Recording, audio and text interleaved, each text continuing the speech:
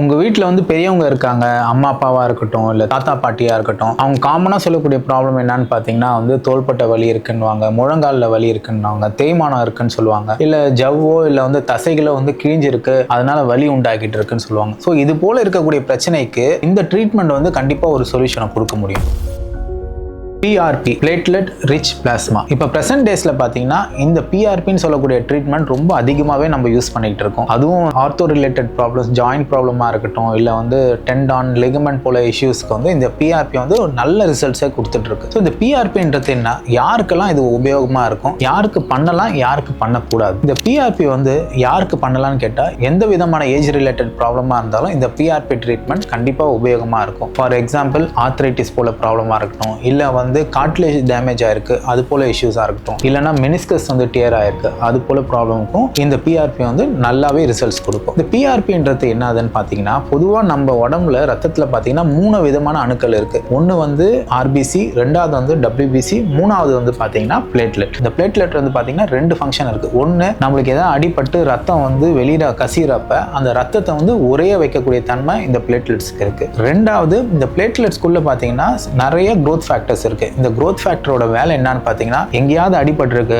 ஸ்கின்லையா இருக்கட்டும், இல்லை மசில்லையா இருக்கட்டும், இல்லை போன்ல ஏதாவது அடிபட்டிருக்கு அப்படின்ற பட்சத்தில் இந்த பிளேட்லெட்ஸ் வந்து இந்த growth ஃபேக்டரை ரிலீஸ் பண்ணி அதோட ஹீலிங் ப்ராசஸை வந்து ஃபாஸ்டராக்கும், ப்ரொமோட் பண்ணும். இதே ஃபங்க்ஷனை தான் நம்ம பிஆர்பி ட்ரீட்மெண்ட்ல யூஸ் பண்ணிட்டு இருக்கோம். ஸோ இப்போ ஃபார் எக்ஸாம்பிள் வந்து ஆர்த்ரைட்டிஸ் போல கண்டிஷன்ஸ்ல கார்ட்லேஜ் டேமேஜ் ஆகுது, இந்த மெனிஸ்கஸ் மற்ற லிகமெண்ட்லாம் டேமேஜ் ஆகிறப்ப நார்மலாக நம்ம ஹீலிங் கெப்பாசிட்டி இருக்கும். ஆனால் ஏஜ் ரிலேட்டட்னால இந்த ஹீலிங் கெப்பாசிட்டி இல்லாததுனால என்ன ஆயிடுது, நம்ம வெளியே வந்து இந்த ஹீலிங்கை ப்ரொமோட் பண்றதுக்காக இந்த பிஆர்பியை தருவோம். ஸோ இந்த பிஆர்பி ட்ரீட்மெண்ட் எப்படி பண்ணுவோம்னு பார்த்தீங்கன்னா, உங்க பாடியிலேருந்து ஒரு மினிமல் அமௌண்ட் ஆஃப் பிளட் எடுத்து அதை ப்ராசஸ் பண்ணுவோம். இந்த ப்ராசஸ் மூலியமா வந்து பிளேட்லெட் மட்டும் தனியாக செப்பரேட் ஆகிடும். இந்த செப்பரேட் ஆன பிளேட்லெட்ல வந்து எந்த இடத்துல டேமேஜ் இருக்கோ அந்த இடத்துல ஸ்கேன் பண்ணி பார்த்து இன்ஜெக்ட் பண்றப்ப அந்த டேமேஜ் ஆன ஸ்ட்ரக்சர்ஸ் வந்து ஃபாஸ்டரா ஹீல் ஆகும். அதனால உங்க ரிகவரியும் வந்து ஃபாஸ்டரா இருக்கும். ஸோ இது எந்தெந்த கண்டிஷன்ஸ்க்குலாம் நம்ம இந்த பிஆர்பி இன்ஜெக்ஷன் பண்ணலாம்னு பார்த்தீங்கன்னா, சில பேர் ஆர்த்ரைட்டிஸ் போல கண்டிஷன்ஸ்க்கு வந்து இந்த கார்ட்லேஜ் டேமேஜ் இருக்கிறதுனால இந்த பிஆர்பி ரொம்ப ஹெல்ப்ஃபுல்லாக இருக்கும். சில பேர் ஃப்ரோசன் ஷோல்டர் அது போல கண்டிஷன்ஸ்க்கும் வந்து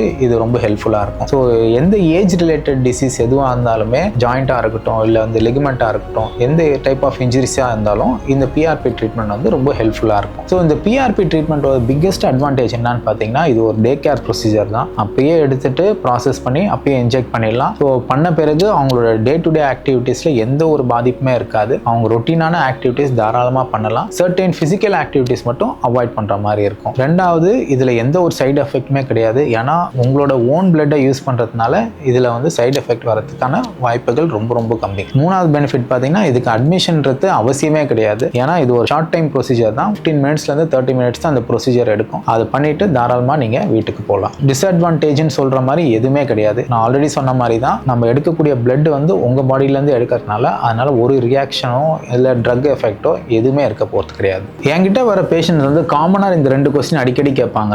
எனக்கு பிஆர்பி வந்து எஃபெக்டிவாக இருக்குமா? ரெண்டாவது பார்த்தீங்கன்னா வந்து எனக்கு எத்தனை சிட்டிங் தேவைப்படும் என்னோட ப்ராப்ளம் வந்து கியூர் ஆகிறதுக்கு? ஸோ எனக்கு எஃபெக்டிவாக இருக்குமா இல்லையான்றது 2 விஷயத்தை பொறுத்து இருக்கு. ஒன்று, அந்த பிஆர்பியை நம்ம எப்படி ப்ரிப்பேர் பண்ணுறோன்றதை பொறுத்து. ரெண்டாவது பார்த்தீங்கன்னா, அந்த பிஆர்பியை நம்ம எப்படி இன்ஜெக்ட் பண்ணுறோம். ஸோ பிஆர்பி ப்ரிப்பரேஷனை பார்த்தீங்கன்னா ஒரு மல்டி ஸ்டேஜ் ப்ராசஸ். பிளட்டை எக்ஸ்ட்ராக்ட் பண்ணுறதுலேருந்து, அதை ப்ராசஸ் பண்ணுறதுலேருந்து, அதை செப்பரேட் பண்ணுறதுலேருந்து நம்ம ஒரு ஐடியலான ஒரு கைட்லைன்ஸையும் ப்ராசஸையும் நம்ம ஃபாலோ பண்ணோம்னா குவாலிட்டி ஆஃப் எக்ஸ்ட்ராக்ஷன் வந்து எக்ஸலண்ட்டாக இருக்கும். அதே நேரத்தில் அந்த எக்ஸ்ட்ராக்ட் பண்ண பிஆர்பியை வந்து ஒரு அல்ட்ராசவுண்ட் கைடடோ இல்லை வந்து ஒரு எக்ஸ்ரே கைடடோ வந்து நம்ம ஜாயிண்ட்லையோ இல்லை இன்ஜூர்ட் ஸ்ட்ரக்சர்லையோ நம்ம இன்ஜெக்ட் பண்ணும்போது அவுட்கம் வந்து நல்ல எஃபெக்டிவாக இருக்கும், பெட்டராகவும் இருக்கும். உங்களுக்கு பிஆர்பி எஃபெக்டிவாக இருக்கா இல்லையான்றது இது 2த்தை பொறுத்து தான் இருக்கு. ரெண்டாவது காமனாக கேட்குற கொஸ்டின் என்னன்னு பார்த்தீங்கன்னா, டாக்டர் அவங்களுக்கு வந்து பார்த்தீங்கன்னா 2 சிட்டிங் பிஆர்பி தான் சொல்லியிருக்கீங்க, ஆனால் எனக்கு வந்து 3 சிட்டிங் பிஆர்பி சொல்லியிருக்கீங்க, எத்தனை சிட்டிங் பிஆர்பி தான் ஐடியலாக தேவைப்படும்? ஸோ இதுக்கு பதில் என்னன்னா, ஒரு கண்டிஷன்ஸ்க்குமே வந்து